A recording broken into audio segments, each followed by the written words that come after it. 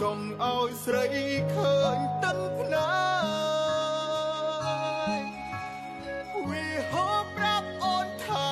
មិនអាចបាយព្រោះចង់ឃើញថ្ងៃស្អែកនៅមានអូនអ្វីដែលអូនឃើញនៅពេលនោះគឺរឿងយល់ច្រឡំទេសនាស្នងបងអាចណាមានចិត្តក្បត់ពីអូនសូម្បីតែលួចគិតក៏មិនដែលធ្លោបាច់អូនស្នេហ៍នឹងផ្សេងគឺបងធ្វើមិនបានពីងពេញទាំងពុនបានមិនអាចលុបចេញពីបេះដូង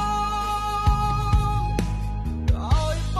ងធ្វើយ៉ាងណាទើបជឿថាស្មងប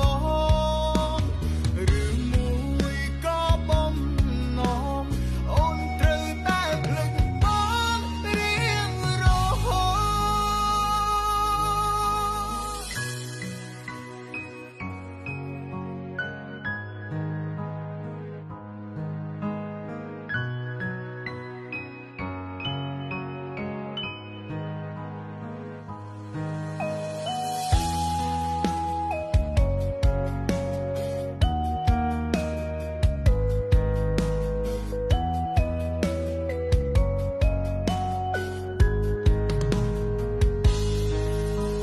អ្វីដែលអូនឃើញនៅ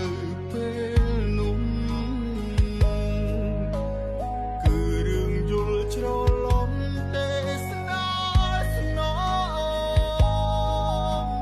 បងអាចណាមានចិត្តក្បត់ពីអូនសូម្បីតែលួចគិតក៏មិន